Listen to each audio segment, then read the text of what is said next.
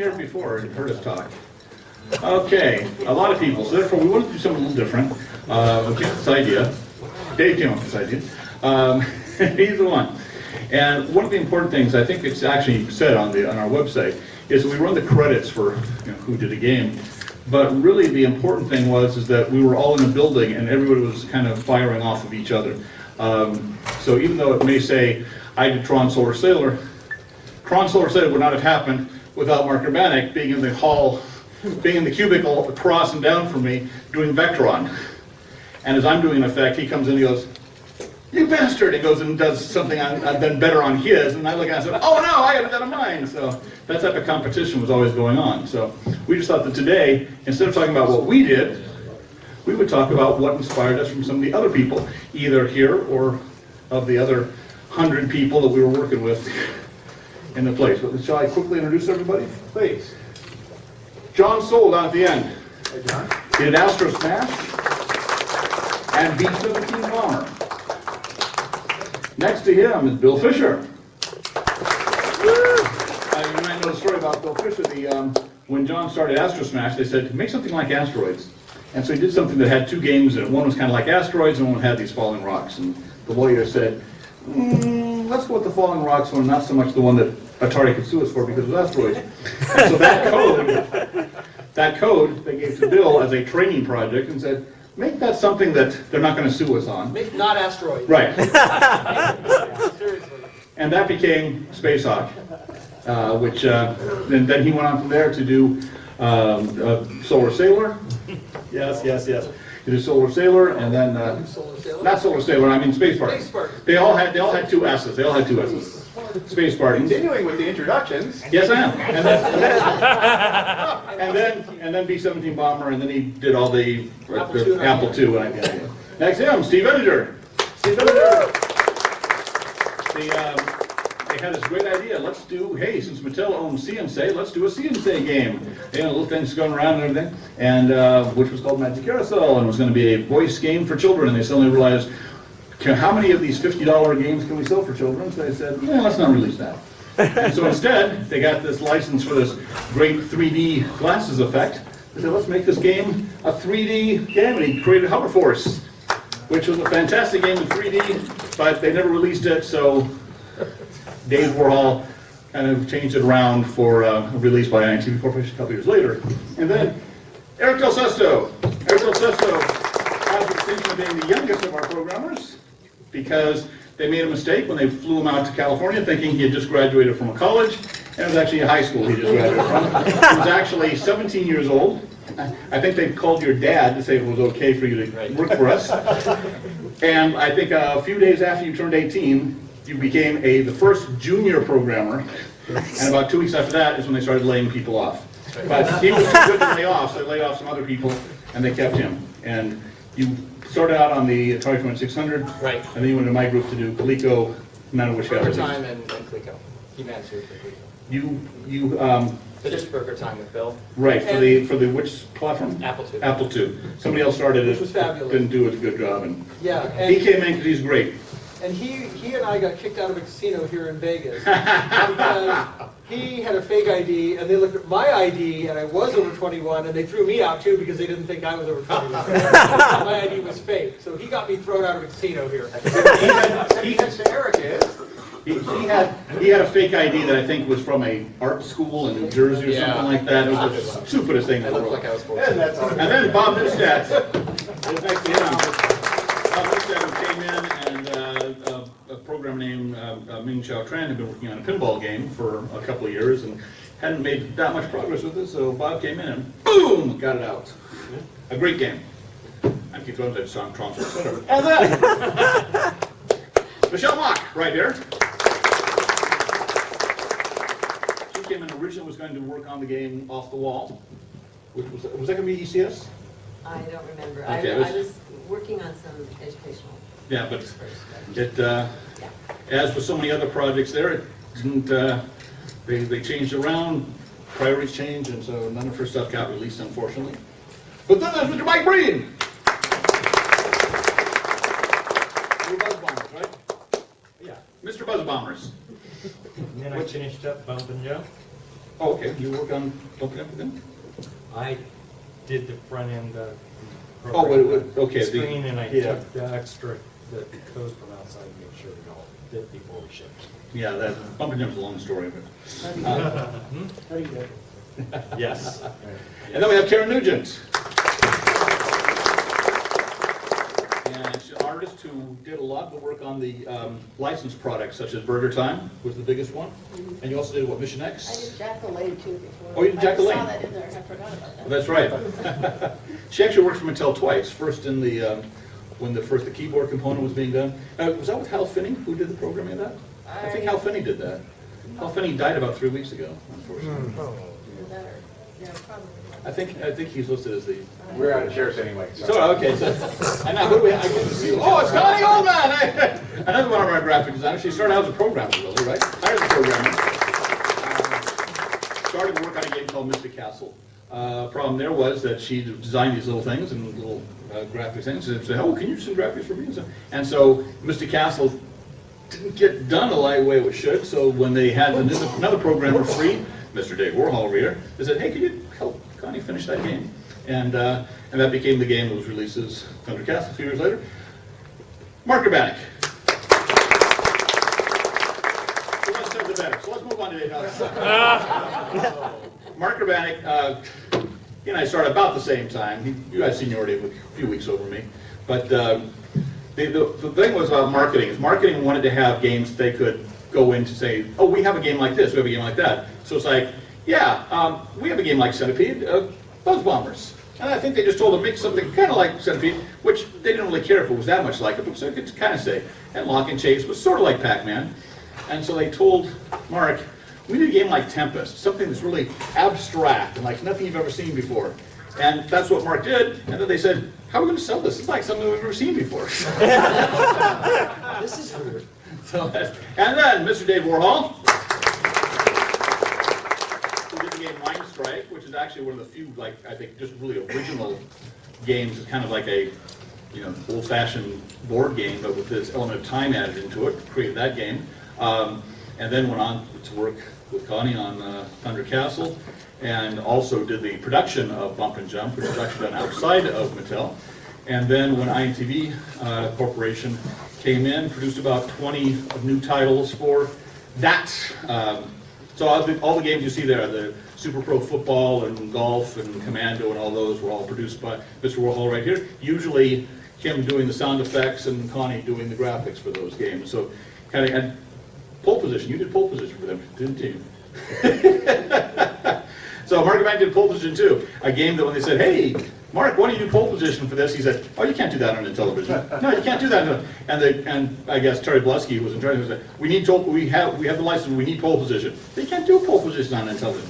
We're going to do it on Intellivision. So, but it came about, did it?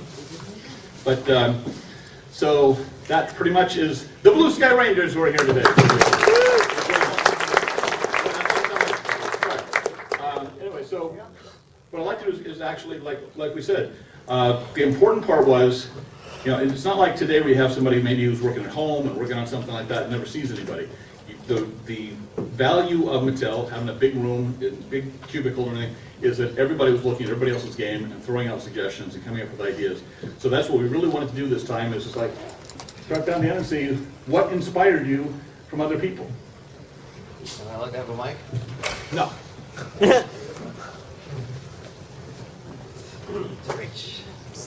Hi, I'm John Soule. I did Master Smash, my first game. Second game was B-17 Bomber. And I was at Mattel for about 2 years. I was very early in the process. When I joined, there were 2 other people working on a game called Bowling. And I was looking over their shoulder, learning how to do it. We had some documentation. But there were, anyway, we didn't have the real deal in terms of knowing what the code of the exec was. So, looking over the shoulders, I was told, heard the story, I was told specifically, we want you to do asteroids. And the intellectual property climate changed about 3 months later, and they said, whatever you do, don't do asteroids. We can't. They'll sue us. So, the what I call, I had two versions of the game, Falling Rocks and Floating Rocks. Marketing didn't choose my suggestions on either one. So Falling Rocks between Astro Smash, which actually I think is a great name, and Floating Rocks went over to this guy, and he, his job was to read my code and figure that out and then do something that wasn't anything at all like Asteroids. And B-17 was quite a collaborative game for me. I was working the late shift. Yeah, we never saw him. We hardly ever saw him. At like 4 o'clock in the afternoon, John would show up and say, "What did you guys do today?" Yeah, and then I would work until 2 in the morning and go home. And then we actually worked out very well, much to my surprise, because Bill and Steve Roney were extremely competent programmers. And then the last week or so, everybody in the company seemed to be contributing to B-17. We just got it out the door in time, and then the last day somebody said, "Gameplay, we forgot about gameplay." But oddly enough, that's something I get compliments on. B-17 Bomber, it's so realistic. How did you get that gameplay in there? I don't even remember the last day. I just remember being very, very happy. But many of the effects, we bounce ideas off of each other, and in B-17, when plane was shot with some flak, we wanted the plane to shake. And we had a hardware register that could move the screen 7 pixels left or right, 0 to 7 pixels. And so my idea is to put random numbers in there and make it shake. It doesn't work that way. It looks unfocused. So Bill figured out a way to make it shake where it sort of rotates and then gradually comes back to the ground.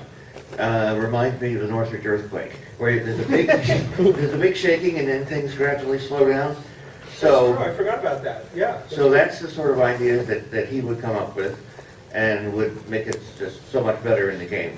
So I'll pass it on to you. Okay, you remember that we had blood splats originally in the game? Oh, yes. Yeah, We've tried to put blood spots in every game, but but the original versions of B-17 Bomber actually did have blood splats when the gunner got shot, but we were asked to take them out. We knew that was going to happen. It was like a big surprise, right? Besides, it took an extra sprite to make the blood splat. And that was more, and so what we did is we ended up having the sequence where you get the boop, boop, boop, boop, when you get the bullets, and it would actually show the series of bullets that had offed your gunner. Anyway, that was kind of cool. But, following up on B-17 before we go to some of the other stuff, I mean, that was a really fun project because it was so collaborative. And, I remember the hardest part for us on that was cutting some of the features that John did, because John did this great odometer display, right? You had the scrolling digits display for the altitude and stuff like that, and it was absolutely beautiful, but it took up this huge amount of space in the memory of the machine. I forget how much space it took. maybe 50 decals, maybe. No, it was more than that. It was a lot, because you had all the little intermediate images, and you were taking up all the programmable, anyway. Taking up the image RAM. It was taking up the image RAM, and it was just too complicated, and we had to take it out. We were very disappointed. We also had a tail gunner view, and we had I'm sorry, a tail gunner view. We had the belly gunner view, or was it top last day? We had a bug in the thing, and we had to figure out what was going on and fix it. And I found the fix. It was one-line instruction, but it would have taken 3 decals. And for those of you who are in the Intellivision world, you know what a decal is. It's one of our instruction words. But it would have taken 3 decals to fix it, and there was 1 free in the entire cartridge. And to make this story short, because I don't want to take up all the time here, I figured out that there was this bizarre instruction in the instruction set of the machine that was basically an infinite loop instruction. And if I used that instead of the one that we'd used for the scoring screen, it would save the 2 decals, and that would allow me to make the fix. And so literally, we made that function, so there's now actually a real piece of code in the world that used a die instruction for a real purpose in a shipping product. It was deliberately died, but anyway, and we were able to make the fix. We tested it for half an hour and got the thing out the door. And they put it on an airplane. If I recall correctly, It was a manufacturing facility in Arizona, I think. Arizona is where General Instruments had their. GI had their thing, and we had to have a person fly it on a plane to Arizona on Friday afternoon in order to make the manufacturing deadline, which we made by like an hour. So it was kind of crazy. But you know, the other thing I'll say is that Night Stalker was one of my favorite games, and we had a great time in the whole building because we would sit there and play each other's games. And I remember going over to Steve Montero's cube a lot, or one of the other stations that they'd set up, and playing that game and saying, well, let's do this, let's do that, let's do these other things. And that really, I think, contributed a lot to the games, because we were crafting these things, and we spent a tremendous amount of time with, well, what's the best way to do this? What's the really fun way to do this? Let's not just, you know, crank some crappy thing out. Let's actually look at it and try to make it really good. So I'm taking enough time, but If I just want to point out one thing real quickly, is most programmers, the games were done by one person in terms of the design of the game, but there was this informal, like you're talking about with Steve Montero, kind of informal back and forth and doing this. But there were, a few games were actually done by more than one person. For example, B-17 Bomber. And Mr. Engineer, on your games, you had collaboration. Yeah, so hi, I'm Steve Ettinger. We did include Bloodsplat in Magic Carousel. That might have been something about why they never released it to little kids. I'm not sure. So I guess as far as collaboration goes, when I was working on Hoverforce at Mattel, it was actually initially named Hoverforce 3D, and those of you that have read the background on that, University of Georgia created these liquid-filled prisms that were 3D goggles that you wore to separate reds and blues, sort of the brighter and darker colors in the spectrum, to create a 3D effect. And Joe Ferrara did all the graphics for the game and purposefully created things that were supposed to be far away in blues and things that were supposed to be close in reds. But we were assigned a locked room in the upstairs portion of our studio that only he and I and Keith had card keys to get in and out of, because these liquid-filled prisms were still sort of in development, and there was no patent on them yet, and they didn't want any kind of espionage or piracy to take these away. And so the prisms themselves were these little square boxes filled with the goo, and then they were mounted with modeling clay onto safety goggles. And I don't know if any of you have seen the YouTube videos of the Intellivision home movies that Keith shot instead of working at Mattel. But you can see me modeling these goggles, and they were like ridiculously ugly. I mean, they were prototypes. But to the point of collaboration, when I first started, I came to Mattel through a liberal arts background, and I dropped out of law school. I was not a tech guy. I didn't have any background that most of these other guys did in computer science or math or engineering. So I was very reliant initially on guys like Bill and on Steve Froney, Ray Kessner, Rick Koenig, a lot of the guys that were super brilliant and super willing to just share their knowledge and explain to me what like a push and a pop meant, or whatever stupid thing it was. And so had it not been for the environment being super collaborative and management kind of creating an environment where everyone was sort of free to goof off but be serious and get work done, I'm sure none of the games would have gotten to the quality levels that they did. Well, I think you bring up an important point about the backgrounds of the programmers. We had a lot of people there who were not primarily computer software engineers with BS degrees in computer science who were working on the games, and that's a really powerful thing. I think that added to the quality of what we did, because we were thinking outside of the box, because there was no box. Nobody cared. And the other thing that contributed a lot to the quality is at least in terms of the actual programming engineers, besides being collaborative, we were all pretty competitive, and we were trying to outdo each other. Yeah, that's also something that, for me personally, coming in with no real background in anything technical, Keith and my other boss, Mike Linkoff, decided it'd be swell to assign me to a guy named Jay Hestrudian, who was a renowned coaster, I guess I'll say. And I figured out pretty early on that I wasn't going to learn a ton, and I needed to just sort of figure out how to do stuff on my own or ask people who were knowledgeable. But in my naivete, I really didn't know that you couldn't do certain things. And so for Magic Carousel, there were things that people kept telling me, oh, you can't do that, in terms of creating something that moves and sequences and animates in the amount of memory that we had or the amount of processing power that we had. And so I just sort of tried stuff and just did stuff. And I was fortunate enough to, some of those worked. And so But it was because a lot of the guys and gals around the studio were really willing to share their knowledge and ideas. So there you go. Great. Eric Del Sesto. I'm going to answer this maybe from the perspective of training, not as much collaboration.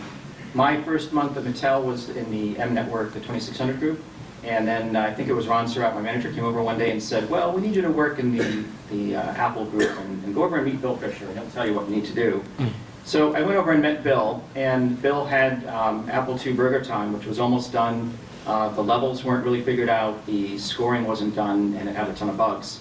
And I remember that first day we sat down, he handed me this document he'd written. It must have been 10 or 15 pages, really dense, and it was the copy protection scheme for all of Mattel's Apple II games. And it was a little bit surreal for me. I had come from a month before being in high school and doing everything I could do to crack copy protection,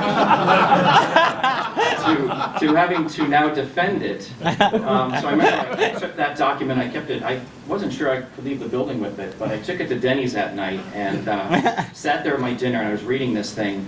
And it was fascinating that the hoops you jump through in the Apple II, you know, unlike the cartridge world, we're dealing with actual floppy disks here. You have sector copiers, then track copiers, then binary copiers.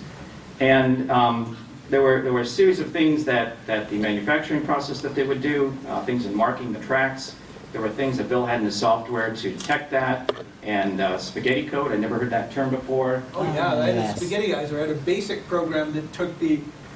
I had an Apple Basic program that would take a piece of machine language code in assembly language, and it would make it bigger and bigger and bigger, and just start inserting random stuff into it that just so happened to not result in any change to the algorithm. And so you take this thing that was like 5 lines long and we're turning it into 100 lines. Deliberately to make it hard to figure out what's going on, put in all sorts of weird branches. It was a blast to write, but it took forever. And it was great for me to use it to shrink it back down so I could put the code in and break your copy protection. Yeah, I think in the wild it probably lasted about 10 minutes. So anyway, that's my aspect of collaboration. For me, it was the learning curve, coming in and meeting the team and getting this huge document from Bill and learning how to do that stuff, how my game had to fit into that. Later, when I interviewed with Electronic Arts, that was the subject of the interview. They wanted me to work in their tools group on copy protection, and they basically were doing everything Bill did, plus they had a bunch of other tricks up their sleeve. So thank you, Bill. That was fun. Oh, I'm glad you liked it. It was fun. Hi, my name is Bob Newstadt, and yeah, I can tell you about a little bit about Mattel and what I learned from other people. Actually, I spent 4 years making games in high school, and then 4 years of computer science degree, and I came to Mattel, first job out of college, and I was given the training, which is here's a book called Your Friend the Exec, told you about the Intellivision operating system. Sit here and do your job.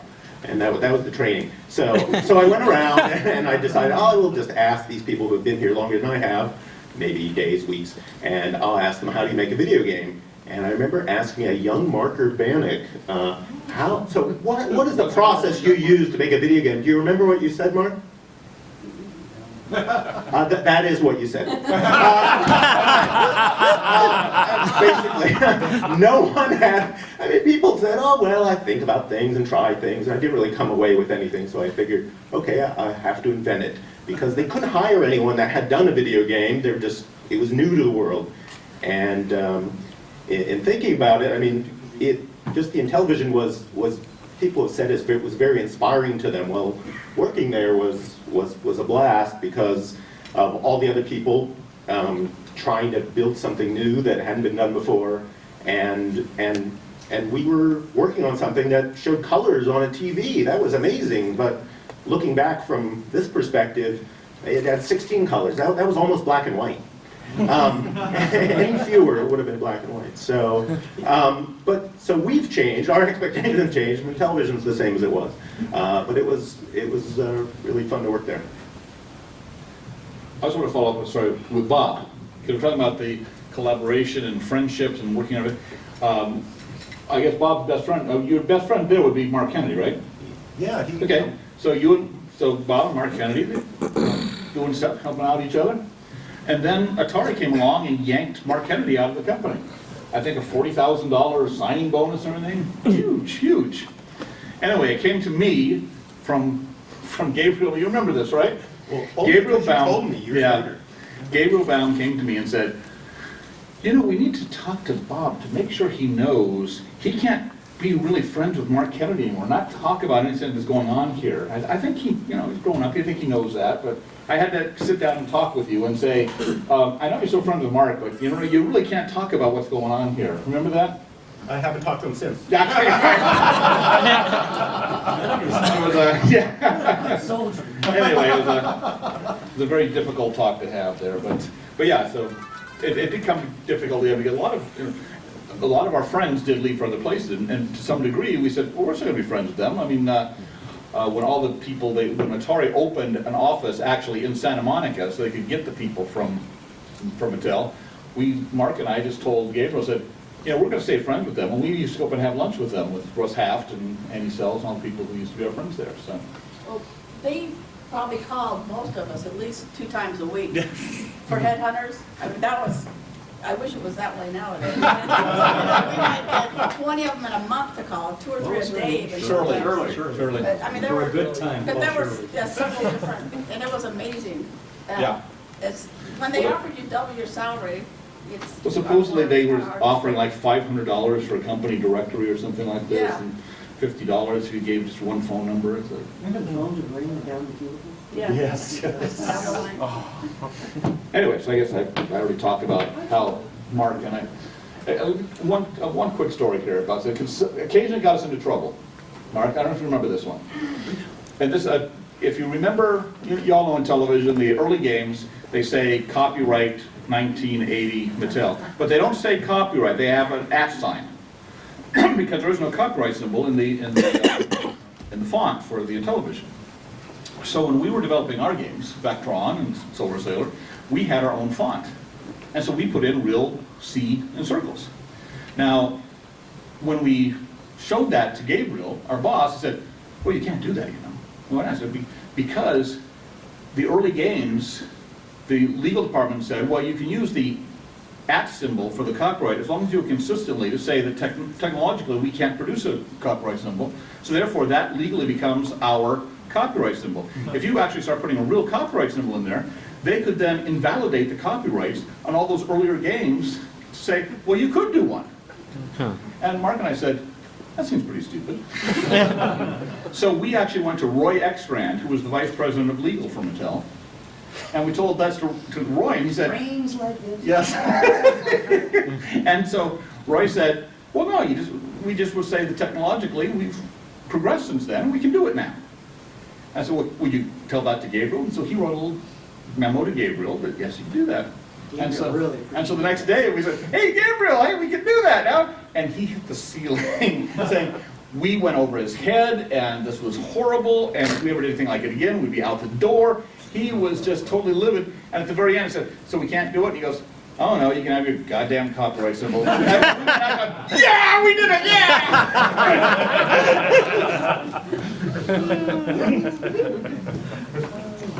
Okay, I'm Michelle Mock, and I actually came from a different world when I came to Mattel. I had been programming for about 6 years before I came, and I was working like at the Deep Space Network at Jet Propulsion Laboratory, and then I was with Xerox, and I was always programming machines to do something. But what I didn't get to do was anything like creative, and that was what really finally drew me, because I had, she was talking about headhunters.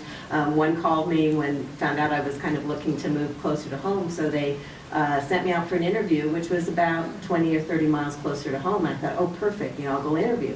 So I go through this whole thing, and it was Don Daglow, who is the supervisor, and he's doing the interviews, and he like convinced me that I needed to try out this company. He never told me who the company was or what, you know, where they were located. Well, finally I said, okay, yes, I'll take the job. And then he says, and we're located at Rosecrans, just by the 405 freeway. And I go, wait a minute, but that's where I'm moving from. I was like right across. And he said, well, you'll be about a quarter of a mile closer to home. So anyway, I said, okay, so we'll give this a try. And it was really a different world for me, because I was, like I said, Jet Propulsion Laboratory and Xerox, and it was just a more serious kind of, it seemed, programming style. And we were working in teams and such, but we were not bouncing off the walls, playing video games. We had, along our cubicles, I mean, I was used to cubicles, but these cubicles on the other side of them, there was like a video game. And people had to play them as part of our job. I was told I needed to play more video games because that was part of our job, because the more games you played, the more you learned how to create something that people would like. So we had Pac-Man and all these other things, I think, around the time, whatever. Yeah, we had everything. Data East games, Laughing Chase. And then we also had everybody programming in their cubicles. And so we'd have, like behind me, I had the sounds of the bloop bloop of shark going on, and then I was hearing the voice of Bomb Squad, and it was, you're programming in this environment. It was totally different, totally weird. But it was really cool because we were a bunch of people, well, these guys, most of them were younger than me because they were 20-somethings and still acted like they were in high school, right? I felt like so old, but anyway. But the thing was is that it was just a very playful, it was like a big playground. And so everybody was there doing their thing, and you'd have an idea or you were stuck on something, and somebody would say, well, why don't you try this? And I remember the accomplishment of figuring out how to get a helicopter blade to rotate and look like the thing was actually moving across the screen. And those kind of things you learn from all the other people, and that was like the best part of the job. I just really enjoyed that. I'm Michael Breen, and I think I was employee number 49, and I started probably, I don't know, 6 months after you guys were there, maybe, whatever. Mid-82. I sort of sat between Mark and Keith. And that was an interesting experience, because they're both really competitive, and I was actually working for Mark. Good.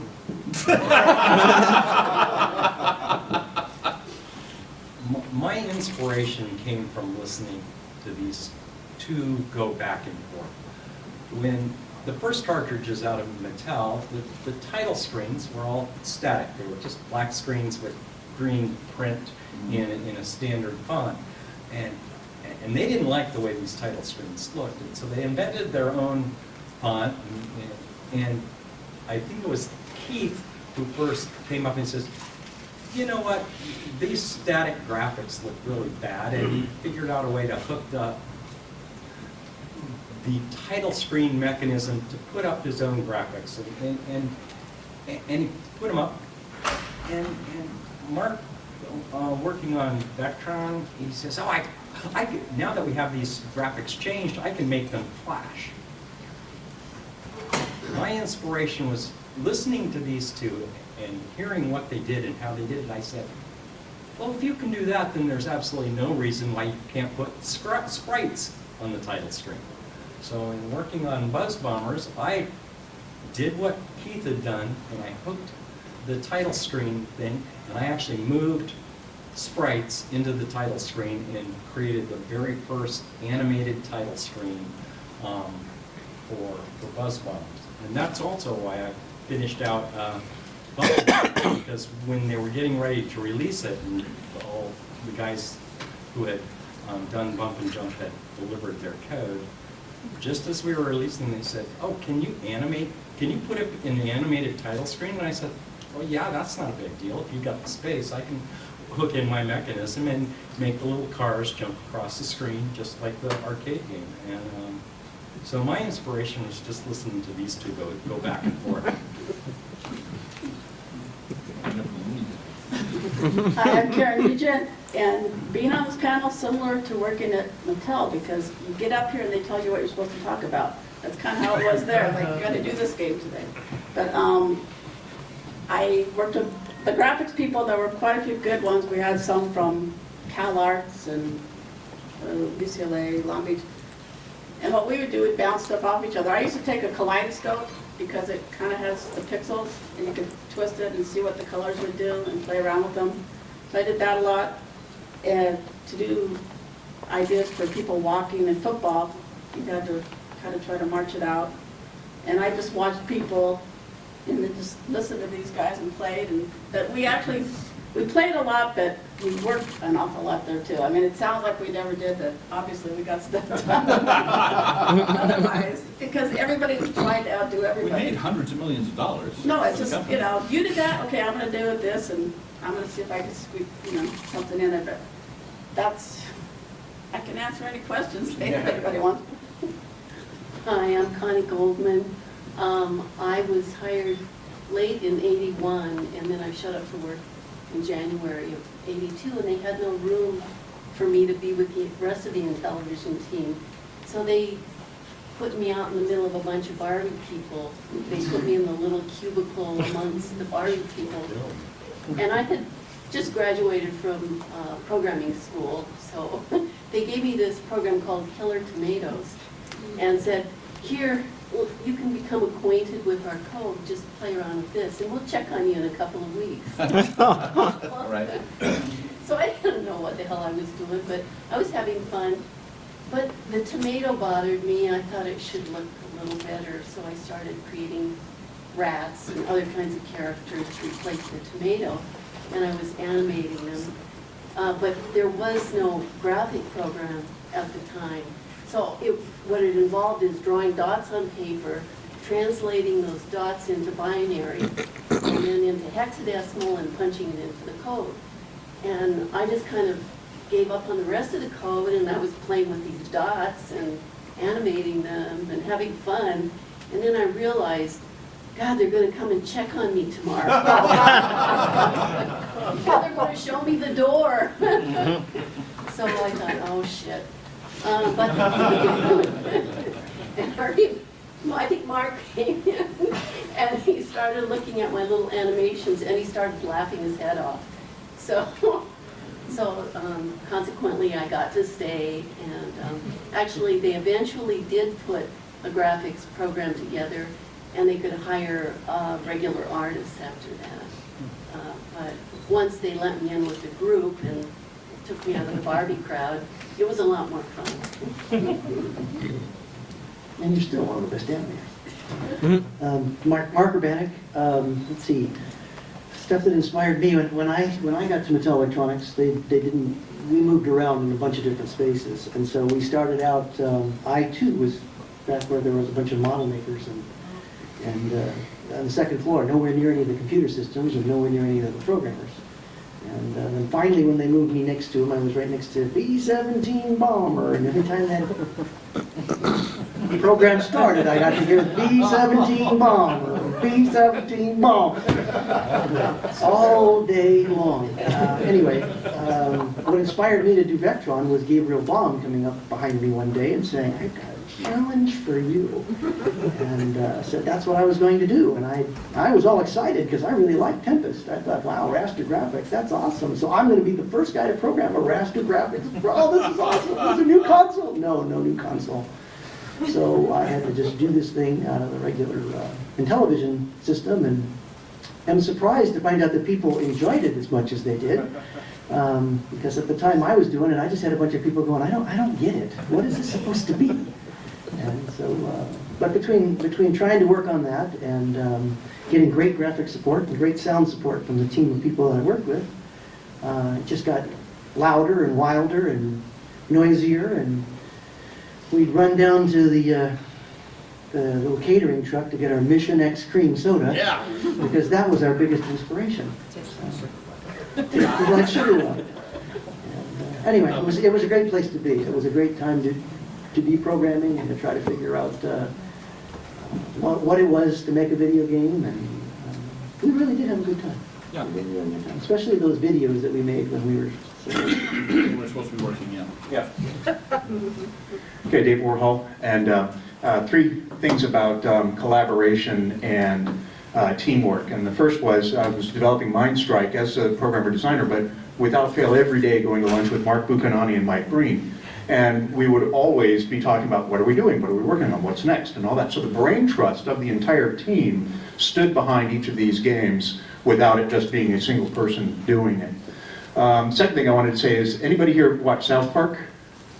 Okay, South Park, you know the Terrence and Phillip Behind the Blow episode?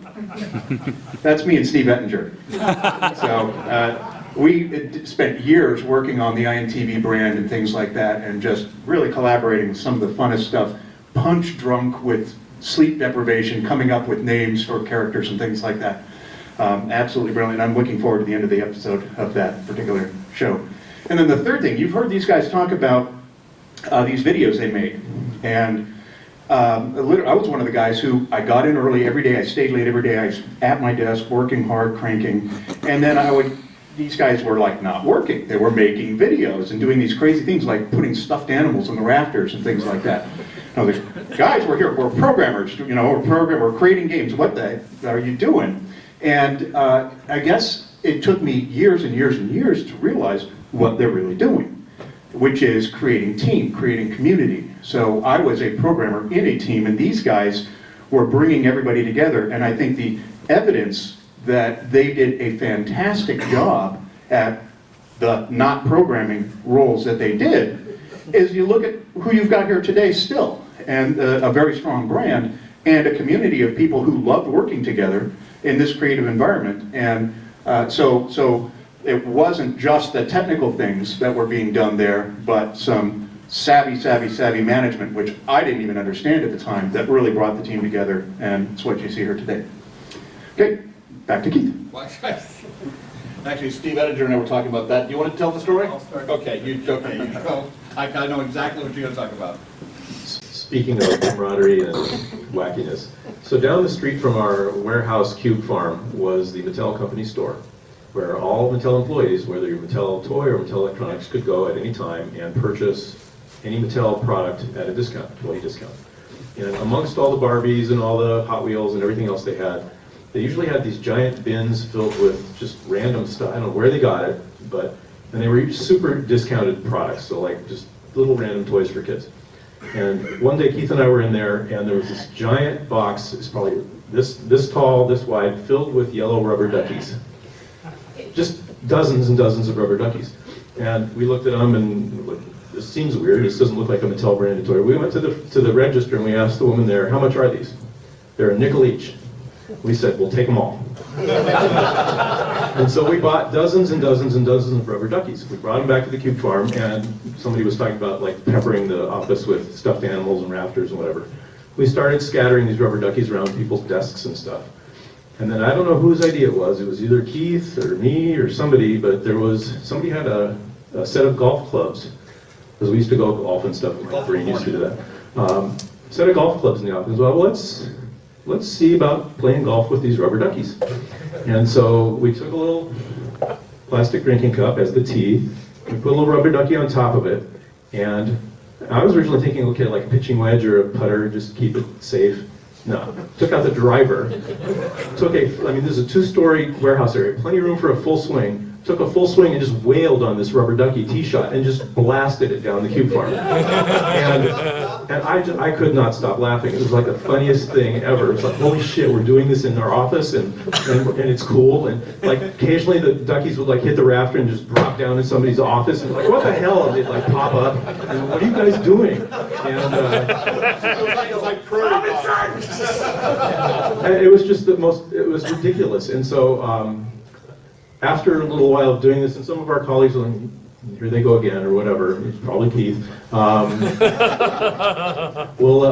let Keith finish the end of the story, but this is the one moment I can remember most distinctly from my time there. It was just, I could not stop laughing, because it was just the funniest thing to me. Because the sound a golf ball makes when you hit it is very distinctive, sort of, whooshing sound, but these rubber duckies are not aerodynamically, spherical, and so they kind of go, and you could almost like hear it coming. If you were near the cube that ducky was going to land in, it was like incoming. It was like, it was just creepy. But anyway, so we had a huge laugh over doing this, and then. Well, first of all, I talk about, like I said, these heads were popping up as these things were falling in people's cubicles. The one I remember the most distinctly, we had a programmer named Bill Goodrich, who was an interesting character. And when they hit kids' cubicles, he said, "What the hell?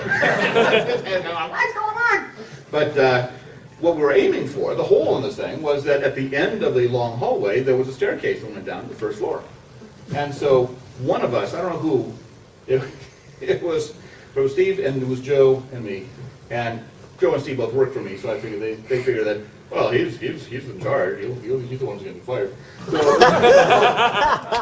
one of us managed to actually get the hole in one, hit it, and it went right down the staircase. And as it went down the staircase, the Vice President, Gabriel Baum, came up the staircase.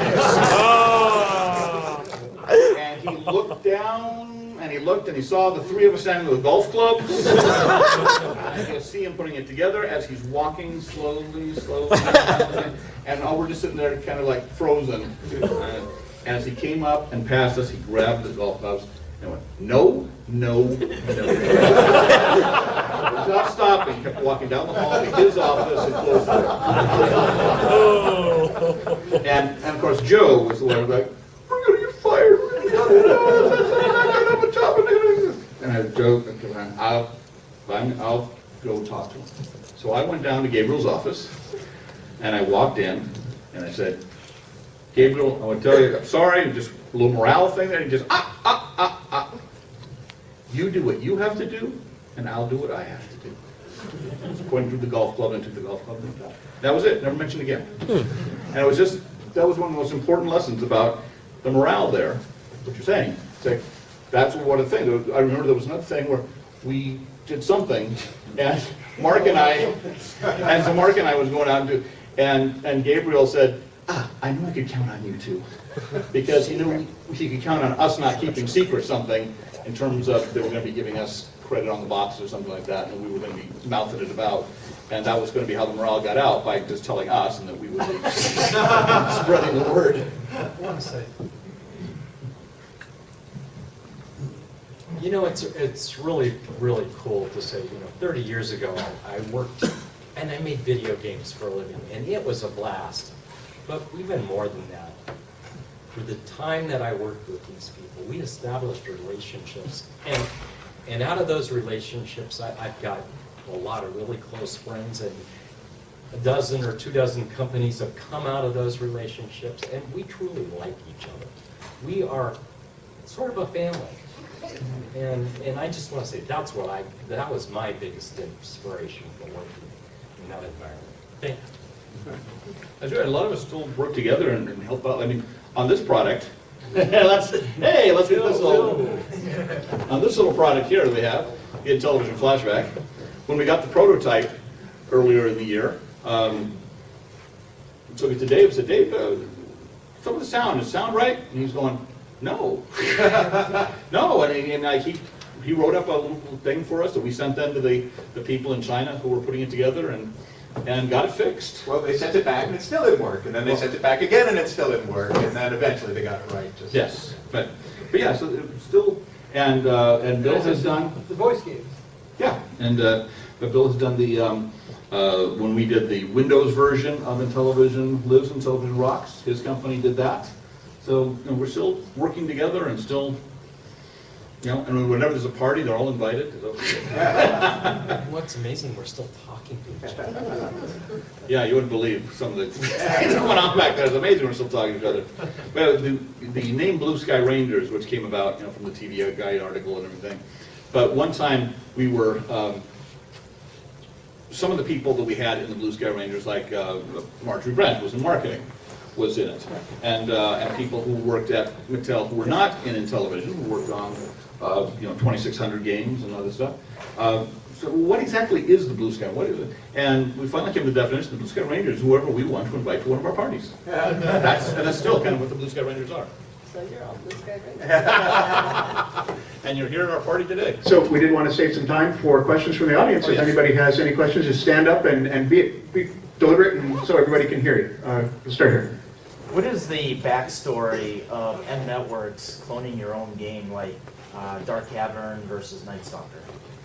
Who's an M Network person here? Would that be? But I can probably tell more than what happened is that the company APH, which originally did the Intellivision games, they were a company in Pasadena. They made a very bad deal. They essentially made a deal for approximately, they would do these games for $30,000 with no royalties. And after they started seeing games like Astro Smash selling 1 million copies, But that wasn't one of their games, but some of the games that they did, like the baseball game, did sell 1 million. This line said, we kind of made a bad deal there. So they were trying to look for something that they could do and make a royalty off of. So they came up with the idea of, hey, we could make Atari 2600 games. And then Mattel could release them and everything, and we could charge more and make a royalty, which is what they did. And there was some argument whether or not we should be doing that. And in fact, initially, the marketing department had them change the name so that Night Stalker became Dark Cavern, and Astro Smash became Astro Blast. But about after the first year, they decided, we're a software company, and we're just going to call them. And in fact, ultimately, they came up with this phrase called all flavors, which is that a game, unless it used one of our special features like the voice games, that a game had to be playable. We had to do a version on the Intellivision, the Atari 2600, the Aquarius computer, the IBM, the PC, ColecoVision. So it's like it had to work on all of them, and they wanted them to look the same. We said, well, then we're going to be fighting everything. We're going to make everything look like a 2600 game. We finally got them to, change that. You look in the final print of the commercial, it says showing on the Intellivision or whatever. But so that's kind of that answer the question. Then? Yeah. Intellivision's television marketing was at times quite dramatic. I'm thinking of George Plimpton here. Did you find that hilarious, or did you cringe every time you saw him on TV? I think it was great. And hilarious. Yeah, I'm hilarious. It was hilarious, but I don't think we cringed. It really kind of created a face for it. One of the problems is they were so afraid of Atari stealing people away. There was no credits. There was no. So George Plimpton became the face of the programmers, really, and erudite and kind of smug and everything. That kind of fit in with us. So I think he was a good role model. Are you saying he was the closest thing to the real thing? Once you compare, you'll know.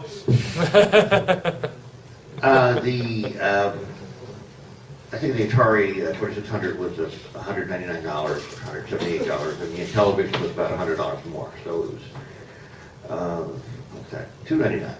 And it's a significant amount, and I don't know if the games are more expensive, but of course the games are always expensive, $30, $35. So it was a significant, and this is 35 years ago, so it's a significant amount of money that somebody had to make a decision on what to buy. So the Intellivision was always, was pitched as a more elite version, a more sophisticated version.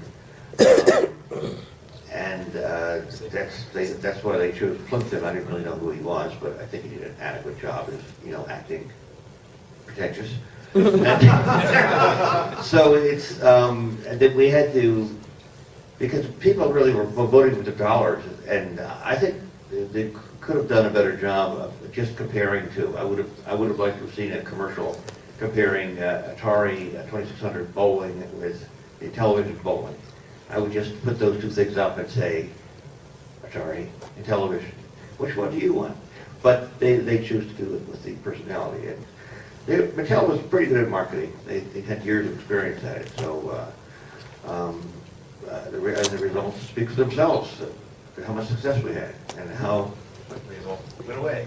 But that wasn't Mattel's fault. In fact, I just want two things. One thing is on your question. Remember that the Atari at the time that our stuff came out had 3 times as many, at least, consoles in the marketplace. So it's like we can develop a game, and for the 3 million Intellivisions, or for the 12 million, the 3 or 4 times as many of the other ones. So that was part of the decision there. My experience was just that there was no real communication between the marketing and the development. We were kept quite isolated in my experience, and so all of that stuff was happening in a different department, and we had no exposure to us. Another question? Yes. The voice module. Are any of your voices in any of the games, or did you get voice actors? Not that were released. There were real voice actors, yeah. Firesign Theater, somebody? Yeah, one of the, Steve, I forgot his name. One of the voices on B-17, the pilot, well, it's only one voice, the pilot.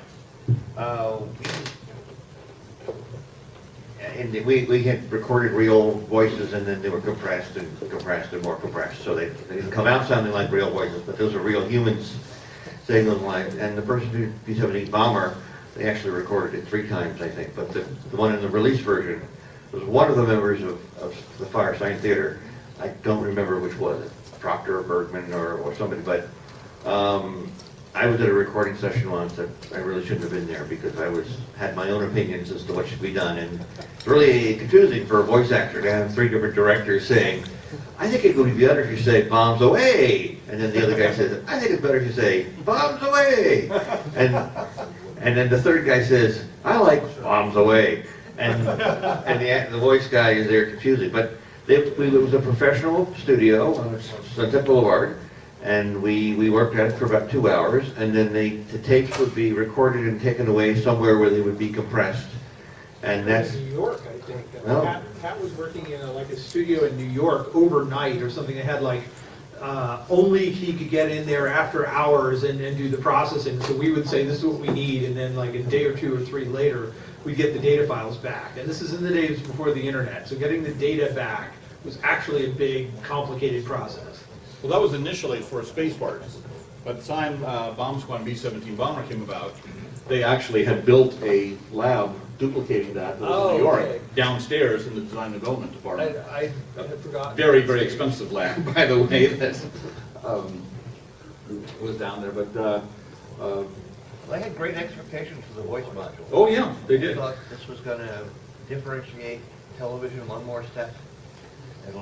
But the problem is, I think, as you first pointed out to me, that if there was 90,000 of them, or it was 120,000. I think 120,000 of them sold. So here you had 3 million in televisions and 120,000, voice units. So when you're developing a game, you no longer have a potential market of 3 million. You have a potential market of 120,000. And one other point too, which is that once you start putting voices in, you have to worry about different international markets. Oh, yeah. Mattel is an international company. Really big, like IBM, they're all over the place. So we were doing fine with the video games, but when you started to have B-17 bombers and you had the English, and would you translate it into Spanish or French? They decided not to do a German version of the game. and then you're segmenting the market smaller and smaller. It's like, oh, well, in the Spanish market, we can sell 10,000 of those. And it's almost not worth it to go through the process. So, Yeah, they never did a Spanish version of the games, yet they were quite proud at INTV Corporation because they managed to sell all the remaining inventory of Bomb Squad to a distributor in Mexico. And we said, they won't be able to play it. You can't play that game without the voice. But that's where they sold it.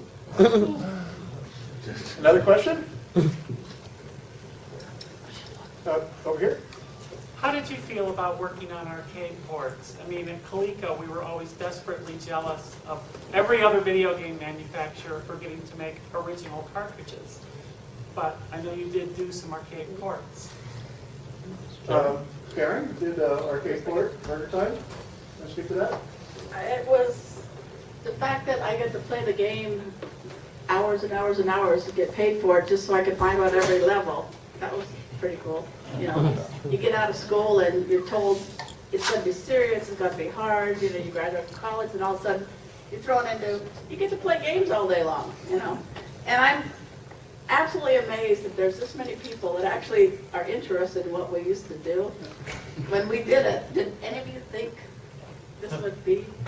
So I'm just thankful to the guys that put everything on here. But no, I worked on Mission X also. And we tried to make it as exact as possible because we had more, limitations on what we could do. So it was just a challenge to do it over and over again and try to get the colors right and all the games. I'll make one more comment. One quick thing here is that at the very end, 1983, finally, after fighting and back and forth, they finally agreed, first of all, they would put the names on the cartridges, and also they would come up with they didn't want to call it a royalty plan, but a bonus plan that they came up with. And I've got to say that Ray Kessner, who did Burger Time, is the only person who walked out of Mattel with a substantial extra check as a bonus for Burger Time. Just to add to that comment about doing arcade ports, one of the things that we got to do that was fun is we decided that, well, we're on a machine that's more powerful than the original, so let's go add levels. And so, Eric, do you remember the 6 extra levels we added to Burger Time? Yeah. And how nefarious those were? They're evil. I played them a few years ago in the Apple II version, and it was almost unplayably hard. I could not believe how devious we were in putting those things together. But that was a lot of the fun for us, is that we got to go beyond the original. I mean, we weren't shackled to, you've got to duplicate it exactly. It was like, do fun stuff. And we said, fine, we'll make it 6 extra levels. What's really interesting is that we then did a game called Burger Time Delight a number of years later for Namco Mobile, and I actually resurrected the old game, looked at those levels, decided they were too hard, but we used variations of them, and we put those into that game too, because it was cool to have, you know, more levels. We had extra content. We said, we designed this before, it worked well, let's go ahead and do it again. Yes. Were you guys also involved in making Diner? And if so, how did the concept of that game come along? Dave, the producer of Diner, the head soda jerk. That's what's in the credits. Okay. Diner was a Masters of the Universe game, I believe, a second Masters of the Universe game being developed at Mattel when Mattel Electronics shut down.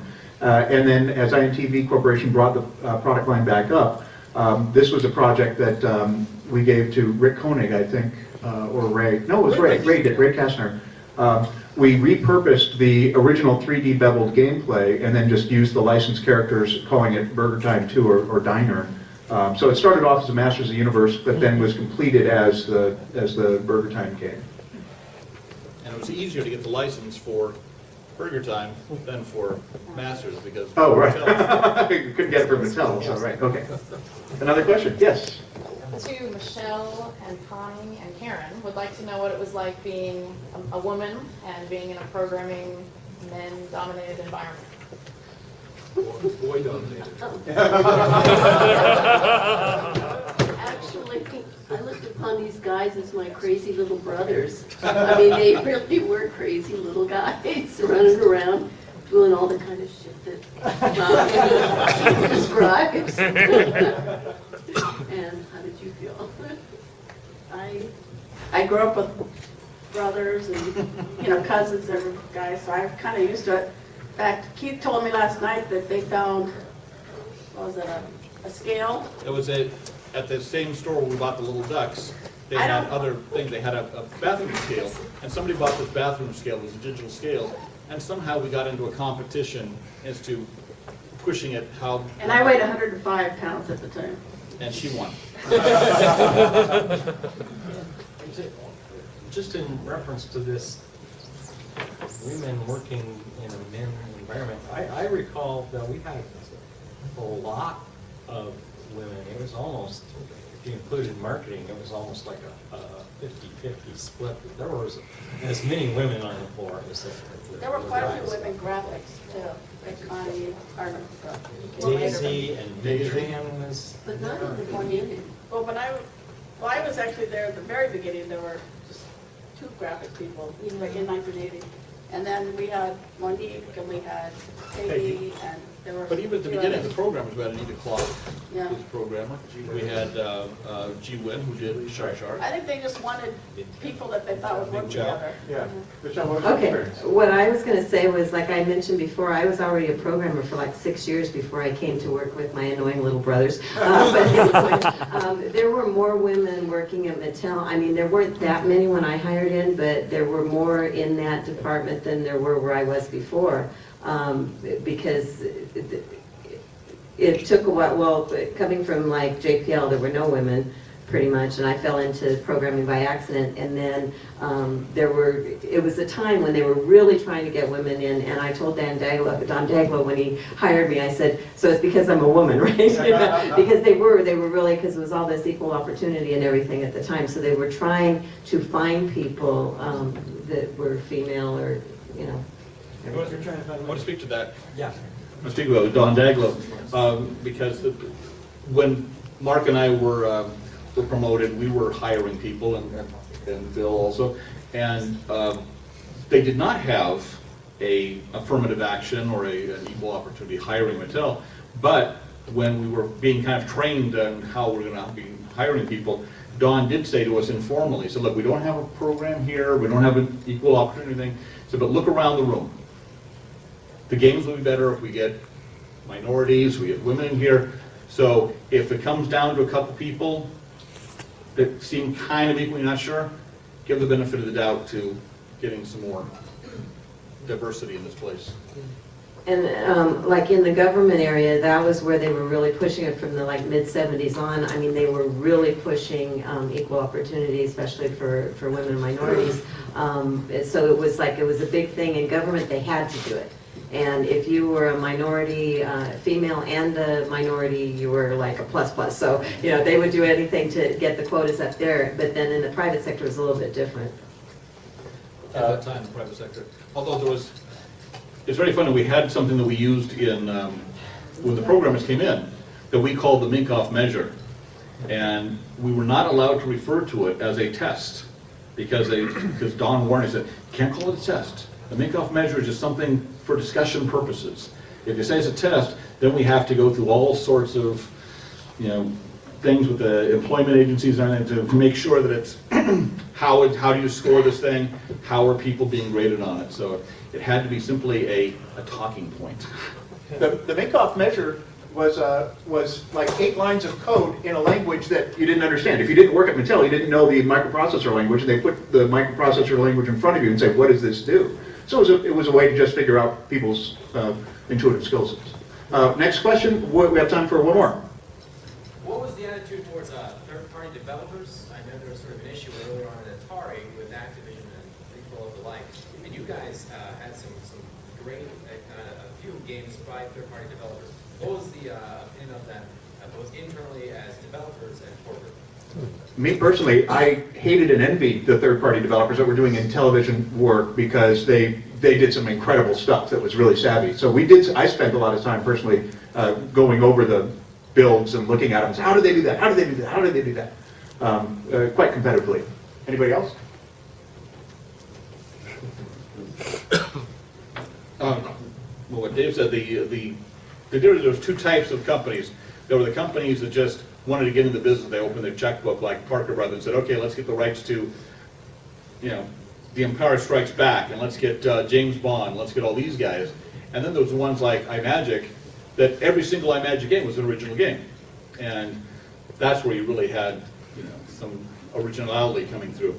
So in some of them it was just like, you know, the problem was that Crash 1983 was just caused by the glut of games that were out there. There's so many games out there. And I don't know, had we really known this and thought it through, we'd say, this is maybe a bad thing that so many people were in it. But there's one point about third-party developers, and I didn't work with them very closely, but from a company point of view, third-party developers were another source of revenue. You don't want to shut them down and not do it because you don't make any money from that. You just prevent them from impinging on them. But if you can co-opt the third-party developers who are going to develop product no matter what you do, if you can co-opt them and bring them inside the company, which is what Mattel did, then they get another revenue stream. well, mostly it was Nintendo. You know, that's the whole thing. You all know about the crash of '83, right? And what happened was that all these companies were making games for the Atari and the Intellivision, ColecoVision consoles, but they weren't making hardware themselves. So everything that they made was a little taken away from the companies who were making the hardware. Today, started with Nintendo, they made it that yeah, okay, well, third-party people can come in as long as we manufacture it. So if you're going to do anything now for Nintendo or for Xbox, Microsoft, you do anything for PlayStation, so you have to pay for them to manufacture it. So no matter how good in those days, if somebody had a hugely successful third-party game, Mattel didn't get anything, Atari didn't get anything.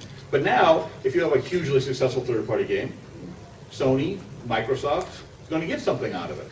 So that's what saved the industry, right? I was actually thinking about third parties as the independent people who are reverse engineering all the platforms and doing their own product for all. But there was really, for Intellivision, there was really only those one guys that you worked with. Yeah. So we are running out of time. We would love to continue talking. Please come back to the Intellivision booth for some more questions and some autographs. But for just a minute, we'd like you to turn your attention to the screen for a quick video.